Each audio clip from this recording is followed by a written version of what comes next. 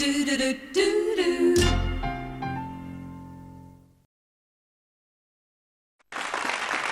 they used to call it dear old auntie, but since our next guest took over the reins, the Australian Broadcasting Corporation has a whole new image. Please welcome the Managing Director of the ABC, Mr. David Hill.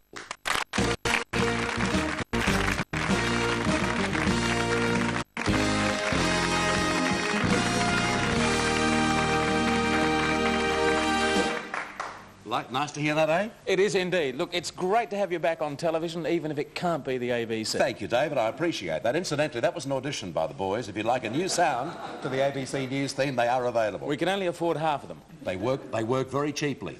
Well, maybe all of them. No drug takers, all very nice people. Well, yeah, all very nice people. David, speaking of nice people, when you came into the ABC job, everyone thought, well, he's got a very good reputation in business. Is he going to be a nice bloke? You certainly came in as a tough bloke and made some changes pretty early in the piece, and I reckon you're now reaping the results, aren't you? Yeah, I think from where I sit, you know, the first couple of years I expected it to be pretty tough, and it was. It was very unpleasant too. But I think the whole thing's changing around now. There's a bit of confidence coming back into the ABC, and I think its fortunes have been restored. And that's starting to show in the sorts of programs we put into air now. Well, of course, as I mentioned in the intro to you, I think I called it Dear Old Auntie, which was the reference most people made to the Australian Broadcasting Corporation, or Commission as it used to be. But now, I mean, no one can afford to take it lightly, and certainly it's no longer the butt of any jokes, is it? Yeah, I think, in fairness to the ABC over all those years, it was always the easy area for governments to cut when the funding got short. It crawled into a financial bunker. A lot of good talent left it. And really, when you look at commercial television and commercial radio around Australia, a lot of the big stars are people who worked and trained in the ABC.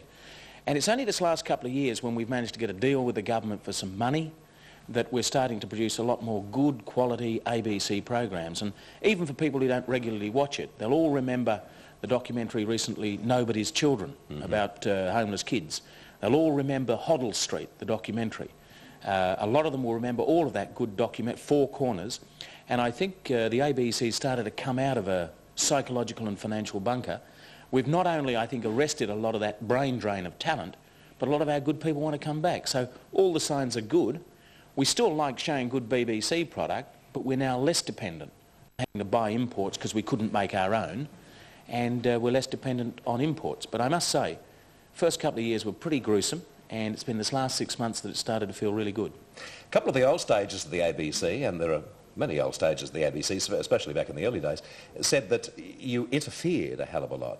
What sort of interfering did you do? No, there's a paradox about the ABC. On the one hand, as a public broadcaster, the last thing it needs is interference by management in the independent program making, and I agree with that. On the other hand, it's $500 million a year, huge corporation across Australia and indeed the world, and it needs firm management.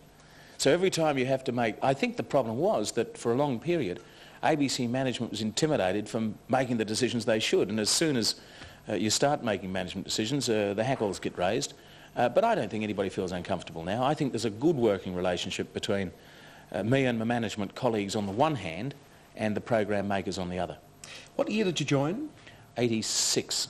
86. Geez, that's only 2.5 years. It seems much longer. It seems much longer, does it? And how long's the term for? 5 years. You'll see it right out? I'll Full see government? Every way, whatever the government is. I think the ABC is always unpopular with government if it's doing a good job.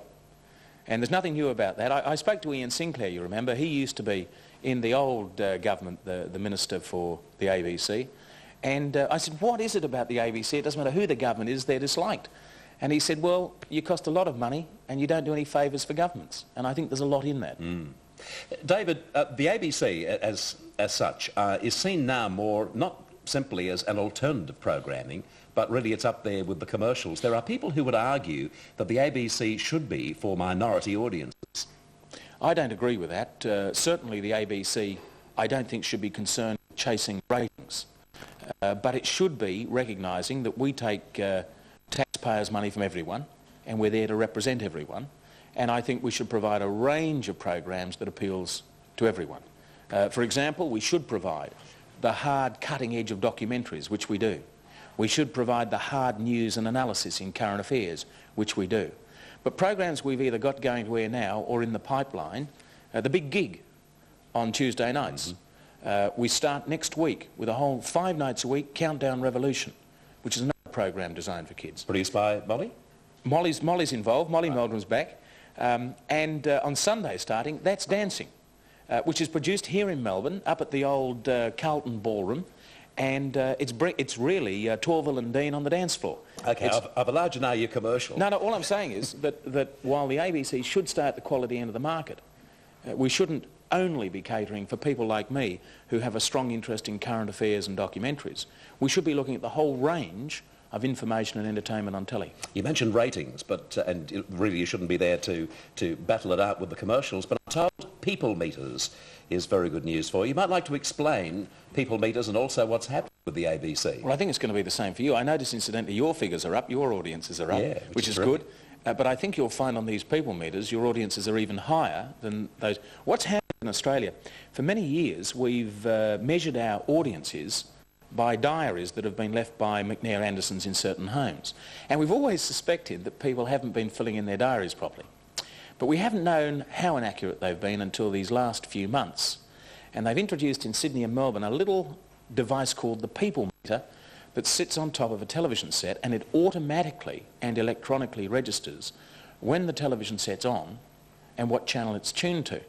Now, we've all been concerned that Australians might watch a little too much television, but these people meters are showing it's about 20% higher than that. What about your figures for the ABC? We're up about 30%. Now, that's certainly great news for the ABC. You have to pay for the service, by the way? Well, yes, you do. No, but do you, though, at the ABC? We have been paying, but there's now a dispute between us and the survey company because there's a lot of information in those people meters that the commercial networks, particularly the Nine network, as we understand, are a bit uncomfortable about being public. See, one of the things is that now it can measure all the time when you're watching the telly. When the ads come on, there is a risk that people, now we've got those remote controls, that people are zapping off the commercials, and I think I do it, I think we all do it, and there's a bit of a worry that while you have a very popular commercial television program, that not everybody's watching the ads. So there's a bit of an argument. It also shows up the use of videos too, doesn't it? Yes, shows the use of videos, the use of television, and we're finding, particularly in the daytime, for example, the audiences have been underestimated. So the likelihood is... Particularly in some areas, I'm told. I suspect you'll find that more people are watching this program than you know about. That's great news. Isn't it? Have you seen a program called Fast Forward? Yes, I have. 7 Network. There's a beautiful piece tonight in the show, which I recommend you have a look at. Steve Izard playing Darren Hunch, in which he talks about ratings, and he's got this brand new idea. As Darren Hunch, he now wants to buy ratings books, which I think it's a beautiful piece of television. Look, I had a party once at my house, and a lot of old friends from the ABC and the commercials turned up to the party, and it turned out a woman there had lived just south of Sydney, and she had been left a ratings book. And she made the mistake of saying that 14 of her friends in the Mothers Club also had these ratings books. Dear man. Now, there was only a small survey, so if you control 14 books, you can pretty well influence the ratings. Well, and were those bees around a honey pot. I was just going to say. So all of these big stars in Australian television were hovering around this poor little housewife to try and persuade her how to fill in the books, until she made the mistake. And then they realised that she lived so far south of Sydney, she was in the Wollongong area, and couldn't affect the Sydney ratings, so they all deserved it. That's lovely. Just finally, David, because you've got so much control in your position as chairman of the ABC, and because when you came in it was such a high-profile appointment because of the things you'd done beforehand, do you have any sympathy, empathy, any thoughts about the position that Alan Bond finds himself in? Oh, of course, I think everybody does, but the law's the law. You've had the Australian Broadcasting Tribunal has had 18 months to go through all of those hearings, and I'm confident it knows its responsibilities, and you can't complain about the decision. I think now certainly people are raising questions about the law, about the legislation, because you could do all of those things as a newspaper. You could, as pointed out by Bond's manager, you can be in Pentridge Jail editing the Melbourne Age, and that legislation doesn't apply, but in television it does. But I think that's an argument about the law, and I don't think that the ABT should be criticised for the decision it's made. OK, David, you're about to go overseas, I believe? Well, I was, but we're at that stage with You're so happy with the people meters. No, no, as a matter of fact, we're back at that stage in Canberra arguing about money. So until we've sorted out money with Canberra, I'm staying here. Great to see you. It's good seeing you, Bert. Thanks a lot, David. The managing director of the ABC, David Hurd.